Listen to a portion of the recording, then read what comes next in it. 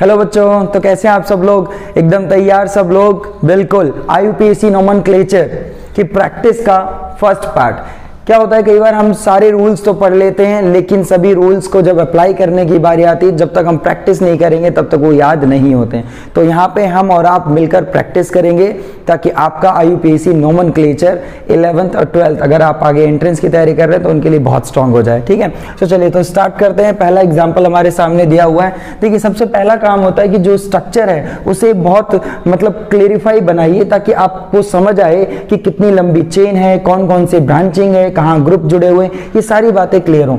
जैसे यहाँ पे देखने को मिल रहा है कुछ जगहों पर ये ग्रुप जो है ये C2H5 कंडेंस्ड फॉर्म में लिखा है, इसे भी ओपन करना जरूरी है। जब भी कभी कोई भी पार्ट आपको कंडेंस्ड फॉर्म में नजर आए उसे एक्सपेंडेड फॉर्म में जरूर बदलें। अदरवाइज कई बार बच्चे यहीं तक काउंट करते हैं और ये 2 कार्बन को एक सिंगल काउंट कर लेते हैं। जनरल होता है ये, ऐसी गलती हो जाती है। तो आपका काम है, तो इसी में मैं क्या कर देता हूं, इस एग्जाम्पल में जो आप नोट कर लिए होंगे अब तक, मैं इस एग्जाम्पल में यहाँ पे जो C2H5 था उसे एक्सपेंडेड फॉर्म में लिख देता हूं। ठीक है, और वहां पे भी जो लिखा हुआ है उसे भी एक्सपेंडेड फॉर्म में लिखूंगा। एग्जाम्पल आपको ऐसे ही मिलेगा जैसे लिखा हुआ था, बट ये आपको करना है कि आपको ये एक्सपेंडेड फॉर्म में लिखने हैं ताकि जो लेंथ है वो शॉर्ट ना हो। ठीक है, अच्छा दूसरी बात, अब सबसे लंबी चेन डिसाइड करते हैं। 1 2 3 4 5 6। भाई ये वाली चेन तो 6 कार्बन की, तो और देखते हैं 1 2 3 4 5, 1 2 3 4 5 6 7। भाई ये वाली चेन 7 कार्बन की है। ठीक है, मैं ऐसे मार्क कर देता हूं, ये चेन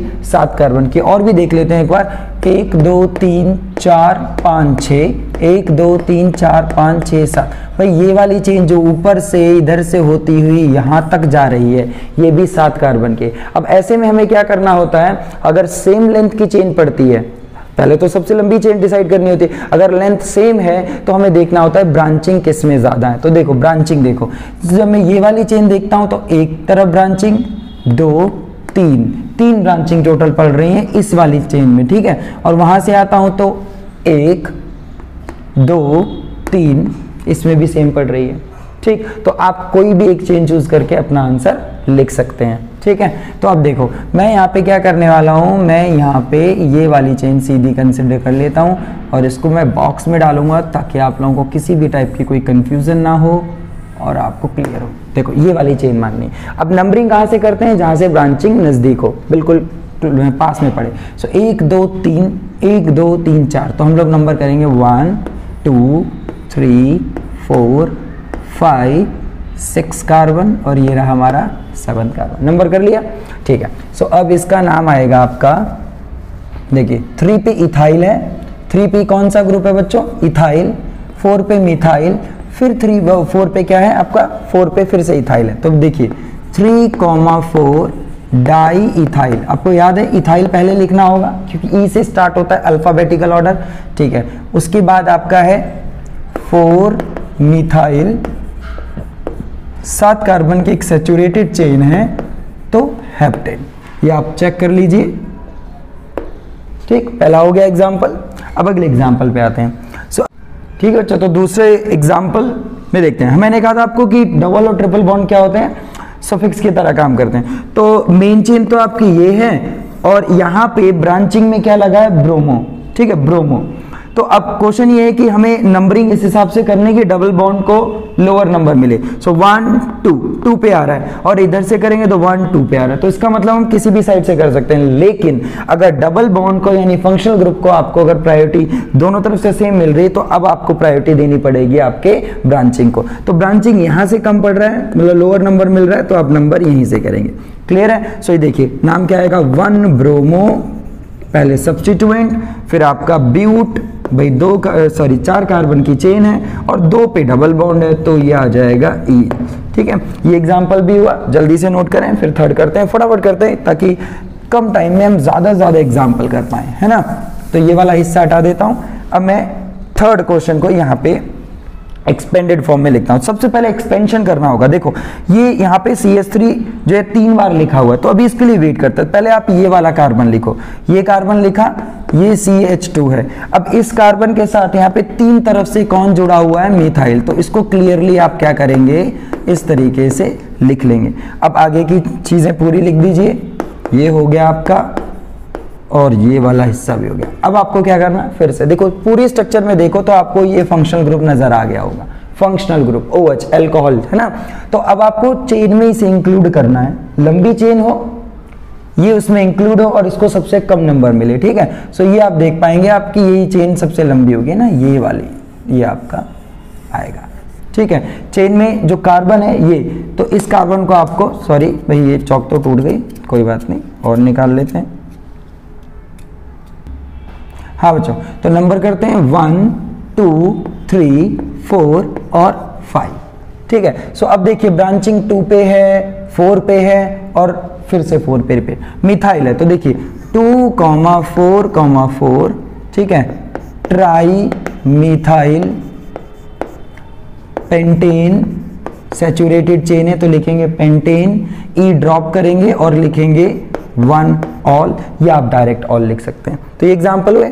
चलिए फोर्थ एग्जांपल पे आते हैं और ध्यान से इसे देखते हैं। अगर आप फोर्थ एग्जांपल की तरफ ध्यान से देखें तो इसमें भी आपको 2 फंक्शनल ग्रुप नजर आ रहे हैं, लेकिन वो दोनों सेम है। देखिए एक एल्डिहाइड यहाँ पे दिख रहा है और एक एल्डिहाइड ग्रुप ये नजर आ रहा है, तो बिल्कुल ठीक है, किसी भी साइड से आप नंबर करें, है ना। तो चलिए 1 2 3 4, तो इस हिसाब से ये होगा आपका ब्यूट, और 2 पे क्या है, इन लगा दिया, इन, ठीक है। और जो आपका एल्डिहाइड Al से होता है तो आप ई यहाँ पे भी ड्रॉप करेंगे और 2 बार है ये, सो 1 पे भी एल्डिहाइड है और 4th वाले कार्बन पे भी, तो लिखेंगे डाई एल, क्या लिखेंगे, डाई एल। तो अच्छे से एग्जाम्पल ये भी नोट करो और चलते हैं फिर अगले एग्जाम्पल की तरफ। देखिए ये वाला एग्जाम्पल देखते हैं। इस एग्जाम्पल की तरफ अगर ध्यान से देखें तो भाई यहाँ पे ये एक्सपेंडेड फॉर्म में लिख सकते हैं, C2H5 लिखा हुआ है, इसे एक्सपेंडेड फॉर्म में लिख दें। तो मैं यहाँ पे इसको C2H5 को हटा करके क्या लिखता हूँ, CH2CH3, ये हो गया एक्सपेंडेड फॉर्म। अब देखिए फंक्शनल ग्रुप ये रहा आपका, तो फंक्शनल ग्रुप इंक्लूड होना चाहिए आपकी चेन में। तो चेन कौन सी मानेंगे, 1 2 3 4 कार्बन की या 1 2 3 कार्बन की। ध्यान से देखें, 1 2 3 4 कार्बन की या 1 2 3 कार्बन की। तो ध्यान से देखिए, क्योंकि डबल बॉन्ड भी आपका एक प्रीफिक्स का काम करता है, सॉरी प्रीफिक्स नहीं, फंक्शनल ग्रुप सफिक्स का काम करता है, प्राइमरी सफिक्स। तो आप क्या करें, इसको भी इंक्लूड करेंगे, आप इसको भी इंक्लूड कीजिए, ठीक है। बेशक चेन की लेंथ वहां पे बढ़ रही थी, लेकिन आपका फंक्शनल ग्रुप अगर यहाँ इंक्लूड हो रहा है तो आप उसे इंक्लूड कीजिए। तो अब नंबर आएगा 1 2 3, मेन प्रायोरिटी इस फंक्शनल ग्रुप को देनी थी, ठीक है। सो 2 पे क्या, इथाइल, सो ये आ जाएगा आपका 2 इथाइल, ठीक है, 2 इथाइल, और ये होगा प्रॉप। 2 पे क्या है बच्चों, इन, और 1 पे क्या है, ऑल, तो ये हो जाएगा ऑल, 1 ऑल। ये लीजिए मैं यहां से हट जाता हूं, अब आप ध्यान से देखिए, ठीक है। 2 इथाइल प्रॉप 2 इन, और 1 पे क्या है, ऑल, ठीक है। अगला एग्जांपल देखते हैं, ये बॉन्ड लाइन रिप्रेजेंटेशन है। अब बॉन्ड लाइन रिप्रेजेंटेशन भी हम सबको आती होगी, तो देखो बॉन्ड लाइन रिप्रेजेंटेशन में भी देखें तो यहाँ पे एक CN ग्रुप लगा हुआ है, दैट इज नाइट्राइल। कौन सा फंक्शनल ग्रुप है, नाइट्राइल। तो अब आपको चेन लेंथ ऐसी डिसाइड करनी जिसमें ये भी इंक्लूड हो, तो ये 1 2 कार्बन 3 कार्बन 4 और 5, ठीक है। नंबरिंग भी वहीं से करनी है जहां से इसको, जितने भी ऐसे फंक्शनल ग्रुप हैं भाई जिनका खुद का कार्बन होता है उन्हें हमेशा नंबर 1 देना होता है ना। सो 1 2 3 4 और ये 5। तो 3 पे मिथाइल लगा हुआ है एज अ ब्रांचिंग, ये लिख दिया 3 मिथाइल, और ये आपका होगा पेंट 3 इन, और नाइट्राइल 1 पे है तो इसका ई ड्रॉप नहीं करना होता है क्योंकि नाइट्राइल से स्टार्ट हुआ है, तो आप सीधे भी 1 नाइट्राइल लिख सकते हो, ठीक है, या फिर आप स्ट्रेट फॉरवर्ड नाइट्राइल मेंशन कर सकते हो, ठीक है। ये एग्जांपल हुए, तो फटाफट ये नोट कर ले, फिर मैं अगले एग्जांपल देता हूँ, ठीक है बच्चों। तो देखो आगे समझते हैं और फटाफट सीखते हैं। देखो 7th वाले एग्जांपल में दिया हुआ एल्डिहाइड हमारा मेन फंक्शनल ग्रुप है, आपकी सबसे लॉन्गेस्ट चेन यही वाली होगी जिसमें एल्डिहाइड इंक्लूड होना चाहिए। नंबरिंग जब आप करेंगे तो आपको ये मिलेगा, और 2 पे आपका ये ईथर ग्रुप लगा हुआ है OCH3 जो कि एज अ ब्रांचिंग काम करेगा, और CH3 जब O के साथ होता है तो इसे हम क्या पढ़ते हैं, मिथॉक्सी। क्या पढ़ते हैं इसे, मिथॉक्सी। ईथर में कैसे पढ़ा जाता है, ऑक्सी करके पढ़ते हैं, ठीक है। तो इसका नाम आएगा 2 मिथॉक्सी, ठीक है, और ये आपका रहेगा प्रोपेनल। ठीक है, ये नाम हो गया इसका 2-मिथॉक्सी प्रोपेनल। अगले एग्जाम्पल में ध्यान दें तो अनसैचुरेटेड सिस्टम है, ट्रिपल बॉन्ड भी है और डबल बॉन्ड 2 बार रिपीटेड भी है। ठीक है, सो आपको याद होगा कि इसमें क्या करना होता है कि डबल, यहाँ पे देखो अगर यहाँ से नंबर करता हूँ तो ट्रिपल बॉन्ड को प्रायोरिटी मिलती है, यहाँ से करता हूँ तो डबल बॉन्ड को। तो जब ट्रिपल और डबल बॉन्ड एक ही सेम पोजीशन पे पड़ रहे हो तो आपको प्रायोरिटी ऑर्डर के अकॉर्डिंग डबल को ज़्यादा प्रायोरिटी देनी होगी। तो नंबरिंग आपको इस तरीके से करनी होगी, नंबरिंग आपको इस तरीके से करनी होगी। ठीक है, तो अब जरा स्टार्ट करते हैं और देखते हैं। हाँ बच्चों, तो देखो नाम कैसे लिखेंगे इसका, 6 कार्बन का सिस्टम है तो हम लोग हेक्स लगाएंगे, लेकिन जैसे ही मैं यहाँ पे हेक्स लगाता हूँ फिर तुम्हें याद आना चाहिए अनसैचुरेशन जब रिपीटेड होती है, डबल बॉन्ड या ट्रिपल बॉन्ड जब रिपीटेड होते हैं तो हेक्स नहीं आएगा, क्या आएगा, हेक्सा। ए भी आपको लगाना होता है। ठीक है, याद है ना, पेंटा हो जाता है, ब्यूटा हो जाता है, तो हेक्सा। अब आप देखिए कि सबसे पहले इन लिखा जाएगा फिर आइन लिखा जाएगा, तो इन फर्स्ट पे है और 3 पे है। ठीक है, तो 1,3 डाइइन मतलब 2 बार है और इसका ई ड्रॉप करना है क्योंकि वाई आगे लिखना पड़ेगा हमें और वो होगा 5 आइन। ठीक है, ये आपने नाम लिख लिया इसका, बहुत अच्छे से नाम देखिएगा। अब चलते हैं क्वेश्चन नंबर 9 की तरफ। 9 क्वेश्चन में देखें तो इस पूरी स्ट्रक्चर में हमें 2 फंक्शनल ग्रुप दिखाई दे रहे हैं, एक तो कार्बोक्सिलिक ग्रुप और एक ही CONH2 जिसे अमाइड ग्रुप कहा जाता है।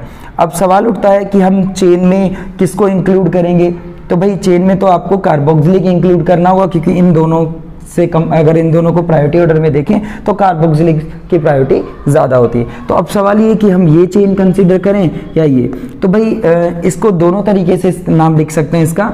अगर आप ये चेन कंसीडर करते हैं और इसका कार्बन इंक्लूड नहीं करते, ध्यान दीजिएगा, अगर आप चेन में इसका कार्बन इंक्लूड नहीं करते हैं तो देखो नाम किस तरीके से आएगा, 1 2 3 ये नंबरिंग होगी, तो 2 कार्बामोइल, आपको याद होगा प्रेफिक्स में इसका नाम कार्बामोइल या फिर कार्बोक्सामाइड बोलते हैं, क्या बोलते हैं, कार्बोक्सामाइड। तो मैं यहाँ पे लिख सकता हूँ 2 कार्बामोइल और 3 कार्बन की चेन है तो मैं लिखूंगा प्रोपेन। ठीक है, ई ड्रॉप कर देंगे और सीधा लिखेंगे 1 ओइक एसिड। लिखा जा सकता है ना, एक तरीका तो ये नाम लिखने का जो बिल्कुल ठीक है। साथ ही साथ इसका नाम ऐसे भी लिख सकते हैं कि आप उसको चेन में इंक्लूड अगर करते हैं, आप उसको चेन में इंक्लूड करते हैं, जैसे ये वाली चेन अगर आप कंसीडर करते हैं क्योंकि यहाँ पे भी तो 3 कार्बन की चेन है ना। ठीक है, तो फिर भी नंबर यहाँ इसको पहले मिलेगा और कुछ इस तरीके से, तो 2 पे मिथाइल, तो मैं इसके बेसिस पे नाम लिख रहा हूँ, ध्यान से देखिएगा, ये रहेगा आपका 2 मिथाइल। ठीक, अब इस अमाइड ग्रुप का कार्बन इंक्लूडेड है और 3 कार्बन की चेन है, तो एक और चीज़ 1 2 3, हाँ ये आपका मिथाइल के साथ साथ ये भी तो आपका प्रेफिक्स होगा ना, तो यहाँ पे थोड़ा सा इसको हटाते हैं सबसे पहले और पहले ये देखते हैं कि इनके कंपैरिजन में कौन सा आएगा, क्योंकि भाई मिथाइल और इसको हम अमाइडो पढ़ेंगे, क्या पढ़ेंगे, अमाइडो।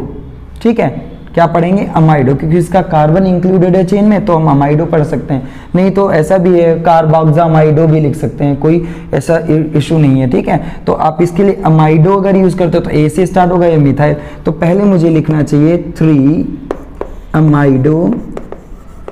ठीक है, 3 अमाइडो और फिर क्या लिखना चाहिए मुझे, 2 मिथाइल एंड देन आएगा आपका प्रोपेनोइक एसिड। तो इस तरीके से भी नाम लिख सकते हैं इस कंपाउंड का। क्लियर है आप लोगों को, तो दोनों तरीके से मैंने आपको बता दिया है। क्लियर, तो अब चलते हैं क्वेश्चन नंबर 10 की तरफ। अगर 10 क्वेश्चन को सॉल्व करें तो जरा देखो, क्वेश्चन नंबर 10 की अगर हम बात करें तो बेंजीन रिंग है, CH2CHO, मेन फंक्शनल ग्रुप देखिए कहाँ लगा हुआ है, मेन फंक्शनल ग्रुप आपका यहाँ लगा हुआ है, तो आप रिंग को प्रायोरिटी नहीं देंगे। ठीक है, तो आपकी मेन चेन अब कौन सी कहलाएगी, ये मेन चेन कौन सी कहलाएगी, ये, तो आप सीधे ही क्या करो, इसको नंबर प्रोवाइड करो, मेन चेन को नंबरिंग दो, एल्डिहाइड को पहला नंबर मिलेगा और 2 पे आपका ये ग्रुप लगा हुआ है, 2 पे आपका ये पूरा ये प्रेफिक्स का काम करेगा। ठीक है, अब आप सबको पता है कि अगर प्रेफिक्स 2 पे लगा है और उसके अंदर भी ब्रांचिंग है तो उसको भी दिखाना पड़ेगा आपको। सो देखो, जब उसके अंदर ब्रांचिंग है तो इसका नंबर आएगा 1 जो कि मेन चेन से जुड़ा है जो कार्बन, और इसका नंबर आएगा 2। तो देखो मैं क्या लिखूंगा, 2 ब्रोमो, ध्यान से देखिए पहले मैं लिख रहा हूं इसका नाम 2 ब्रोमो फिनाइल, क्या बोलते हैं इसको, बेंजीन को जब ये प्रेफिक्स का काम करता है, फिनाइल, 2 ब्रोमो फिनाइल। अब इसकी जो पोजीशन है, इस पूरी की जो पोजीशन है हमारी मेन चेन में क्या है, वो भी 2 पे ही है, तो यहां पे लिखना होगा 2, ठीक है। ये वाला 2 इसकी मेन पोजीशन बता रहा है और ये 2 ब्रोमो की पोजीशन फिनाइल में बता रहा है। अब 2 कार्बन का सिस्टम है तो नाम लिखेंगे आगे इथेनल, क्या नाम लिखेंगे, इथेनल। बहुत अच्छे से इस एग्जाम्पल को बहुत बढ़िया तरीके से चेक करें, और इधर का मैं हिस्सा हटा देता हूं ताकि मैं इजीली उधर वाले पार्ट्स को इधर समझा सकूं, ठीक है। तो ये आपने नोट कर लिया होगा, ये 12th एग्जाम्पल है।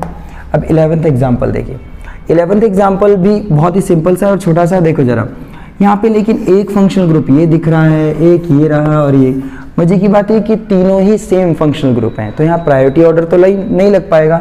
लेकिन इसके लिए बहुत ध्यान से ये समझिएगा कि अगर मैं किसी भी चेन में 2 फंक्शनल ग्रुप को इंक्लूड करता हूं तो वो तीसरा फंक्शनल ग्रुप उस चेन का हिस्सा नहीं बन पाएगा। अच्छा एग्जांपल है, ध्यान से देखिए, अगर मैं किसी 2 फंक्शनल ग्रुप को इंक्लूड करता हूं, ये दोनों इंक्लूड होंगे तो वो चेन का हिस्सा नहीं होगा। इसको भी 2 तरीके से नाम बताएं, मतलब इसके भी 2 टाइप के नाम हैं। या तो आप क्या करें कि 2 कार्बन को, इन 2 कार्बन को अपनी मेन चेन में काउंट करें, वर्ड रूट पेरेंट चेन में काउंट करें, तो 1 2 3 4 और 5 ये नंबर आएगा। जो थर्ड पे जुड़ा हुआ कार्बोक्सिलिक ग्रुप है ये आप एज अ प्रेफिक्स पढ़ेंगे। कैसा पढ़ेंगे, एज अ प्रेफिक्स। तो देखो नाम क्या लिखेंगे, 3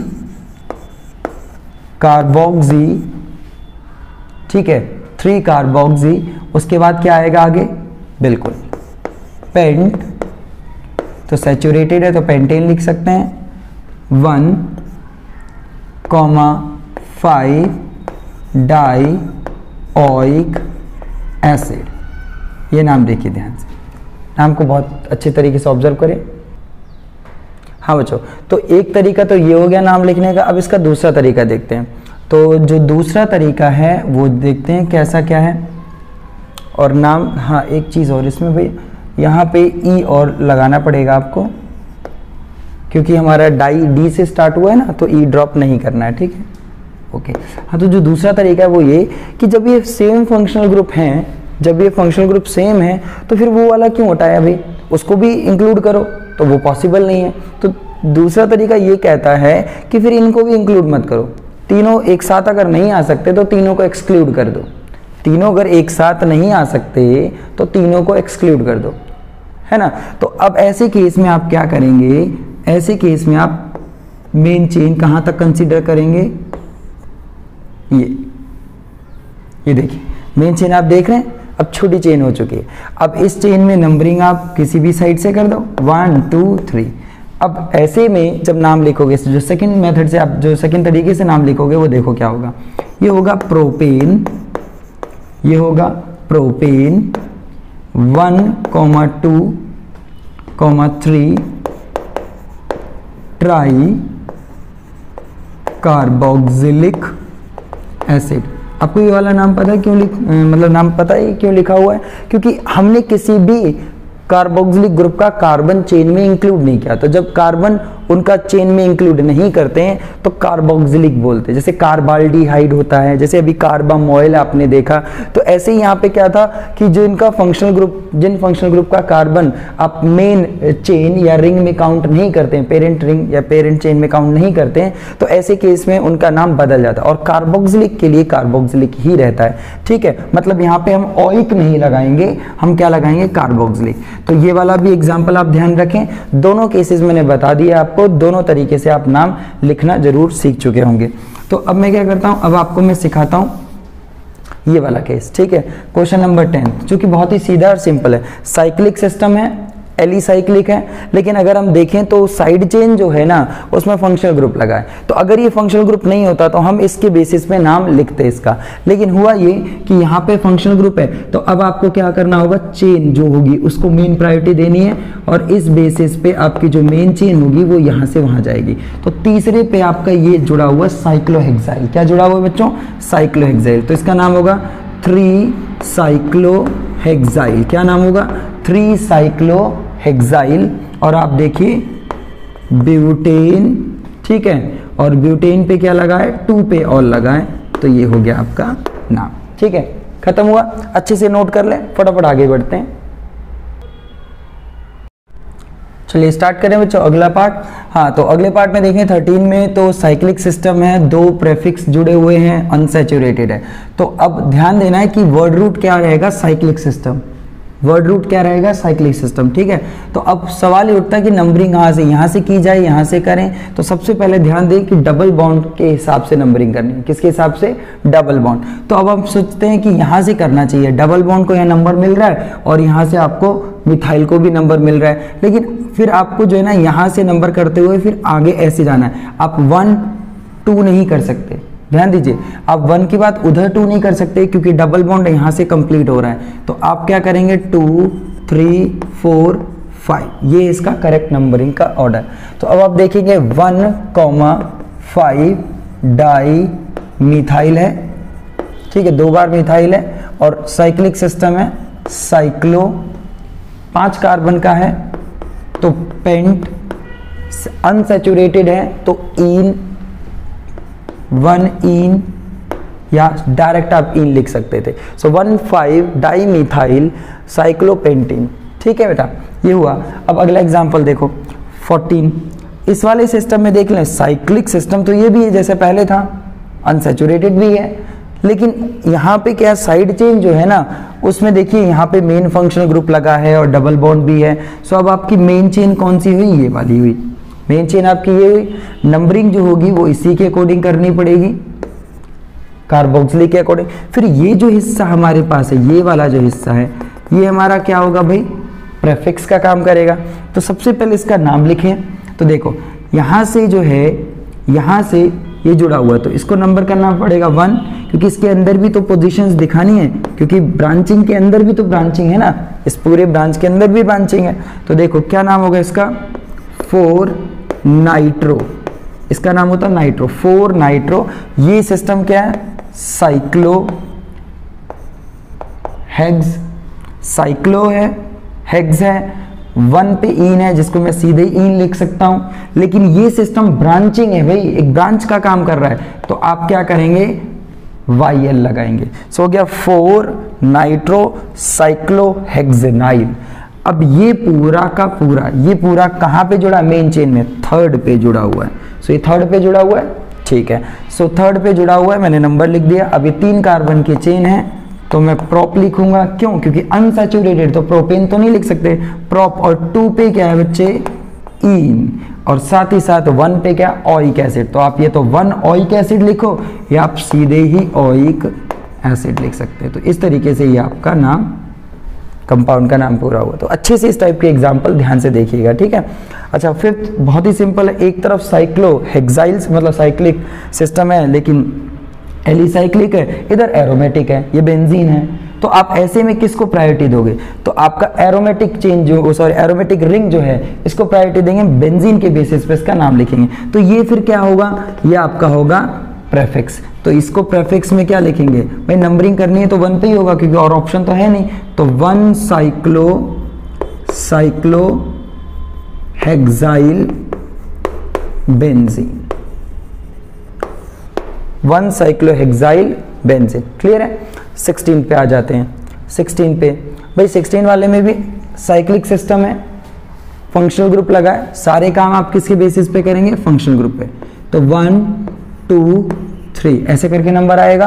तो देखो नाम कैसे लिखेंगे, 2 मिथाइल साइक्लो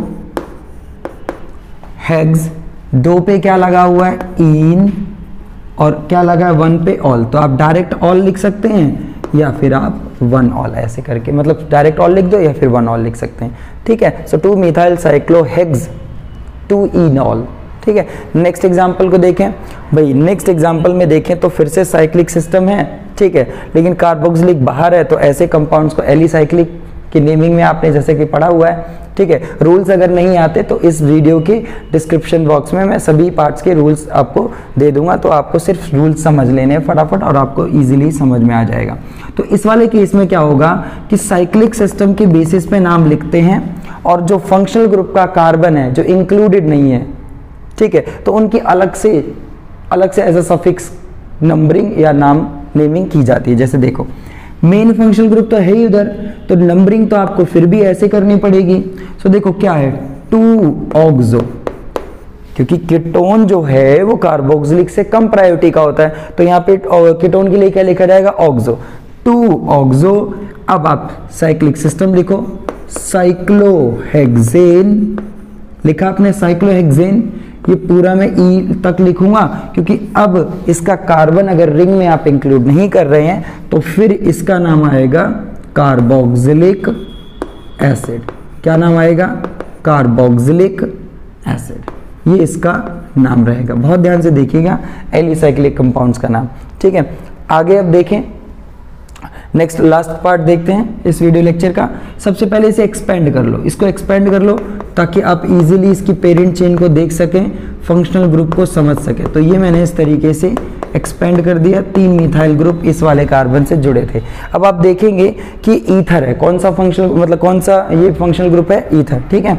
तो अब इस ईथर में जो छोटी चेन होती है, उसको तो एज अ प्रेफिक्स पढ़ा जाता है, ठीक है, और जो बड़ी चेन होती है उसको कहीं ना कहीं वर्ड रूट में काउंट किया जाता है। तो बड़ी चेन यहाँ पे देखनी पड़ेगी, लेकिन ये भी फर्दर ब्रांच्ड है। तो बड़ी चेन आप कोई भी, जैसे मान लो ये वाली चेन आप कंसीडर कर लो, ये देखो 3 कार्बन की दिख रही है आपको, ये रही। आप चाहो तो सीधी ऐसी चेन लो या फिर ऐसे लॉन्गेस्ट चेन इसमें भी कंसीडर करनी। तो कहीं ना कहीं देखा आपने कि नंबरिंग अगर करते हैं तो इस वाली चेन में 1 2 पे इधर भी ये मिथॉक्सी, इसको क्या बोर्ड पढ़ते हैं बेटा, मिथॉक्सी पढ़ते हैं, क्लियर। और उधर भी एक और जो अल्काइल चेन है एज अ ब्रांचिंग है जिसको हम मिथाइल बोलते हैं। तो आपको देखना है 2 ब्रांच मिल रहे हैं यहाँ पे, आपको कितने ब्रांच मिल रहे हैं, 2। सो नंबरिंग करो 1 2 3। सो 2 पे मिथॉक्सी और 2 पे मिथाइल। तो ऐसे केस में आपको क्या लिखना होगा, अल्फाबेटिकल कंपैरिजन करना है, तो मिथॉक्सी पहले आएगा फिर मिथाइल आएगा, ठीक है। सो ये आ जाएगा 2 मिथॉक्सी 2 मिथाइल और 3 कार्बन का चेन है तो ये आएगा प्रोपेन। देखिए ये भी नाम पूरा हुआ, ठीक। तो बहुत अच्छे तरीके से सभी पार्ट्स को देखते हुए जो भी मैंने बताया उस चीज़ को समझते हुए आप इस तरीके से नेमिंग इजीली कर पाएंगे। फिर आगे हम नेक्स्ट लेक्चर में फिर से प्रैक्टिस करेंगे, ठीक है, और इस लेक्चर को अच्छे से अटेंड कर लीजिएगा।